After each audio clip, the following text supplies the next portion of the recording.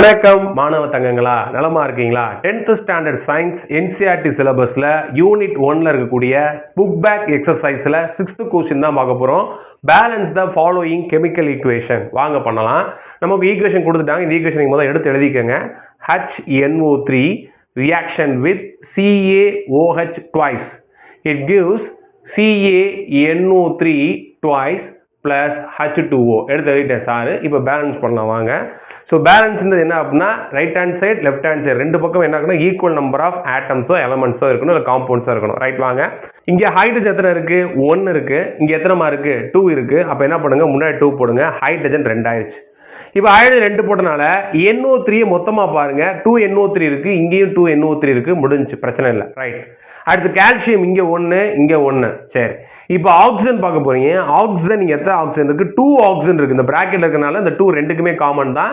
So 2 oxygen இருக்கு, இங்கே 1 oxygen இருக்கு. அப்படின்னா முன்னாடி 2 போடுங்க.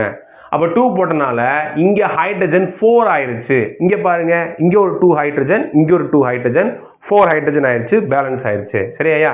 அடுத்து நெக்ஸ்ட் ஒன் பாருங்க. B NaOH reaction with H2SO4 gives Na2SO4 H plus H2O கொடுக்குது.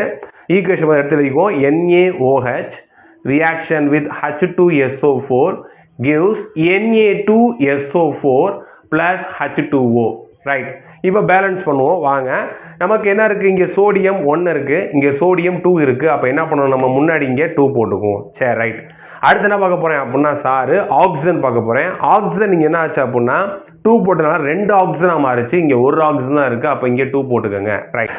இங்கே 2 போட்டனால என்ன ஆயிடுச்சு அப்படின்னா ஹைட்ரஜன் 4 ஆயிடுச்சுமா. அப்போ இங்கே பார்ப்போம், இங்கே 2 ஹைட்ரஜன் இருக்கு, இங்கே 2 ஹைட்ரஜன் இருக்கு. மொத்தம் 4 ஹைட்ரஜன் வந்துருச்சு. ஸோ SO4 மொத்தமாக பாருங்க, இங்கே ஒரு SO4, இங்கே ஒரு SO4. அப்போ பேலன்ஸ் ஆயிடுச்சா? இதுவும் சிம்பிளாக முடிஞ்சு. ஸோ நெக்ஸ்ட் ஈக்குவேஷன் பாருங்க. NaCl reaction with என்னதுமா AgNO3 and gives AgCl plus NaNO3. Right, check பண்ணுவோமா வாங்க. இங்க ஒரு Na இருக்கு, இங்க ஒரு Na. சரியா போச்சு. ரைட். இங்க ஒரு Cl, இங்க ஒரு Cl. ரைட். இங்க ஒரு Ag, இங்க ஒரு Ag, இங்க NO3, இங்க NO3. இந்த ஈக்குவேஷன் பேலன்ஸாவே தான் இருக்கு. இது பேலன்ஸ் பண்ண அவசியம் இல்லை, ஆல்ரெடி பேலன்ஸாக தான் இருக்கு. ரைட்டா? அடுத்து டி வாங்க.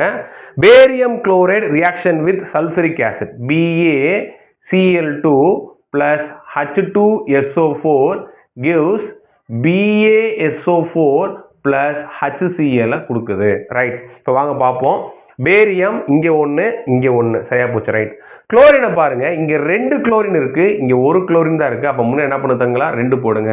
இப்ப இங்க 2 போட்டனால ஹைட்ரஜன் 2 இருக்கு, இங்கேயும் ஹைட்ரஜன் 2 இருக்கு. SO4 1 இருக்கு, இங்கேயும் SO4 1 இருக்கு. இந்த ஈக்குவேஷனும் பேலன்ஸ் ஆயிடுச்சு. ஸோ ரொம்ப சிம்பிள்மா. கண்டிப்பாக இந்த வீடியோ உங்களுக்கு யூஸ்ஃபுல்லாக இருந்திருக்கும். நண்பர்களுக்கு ஷேர் பண்ணுங்க. மறக்காம சேனலை சப்ஸ்கிரைப் பண்ணுங்க. தொடர்ந்து இருந்திருங்க மாணவ தங்கங்களா. நன்றி.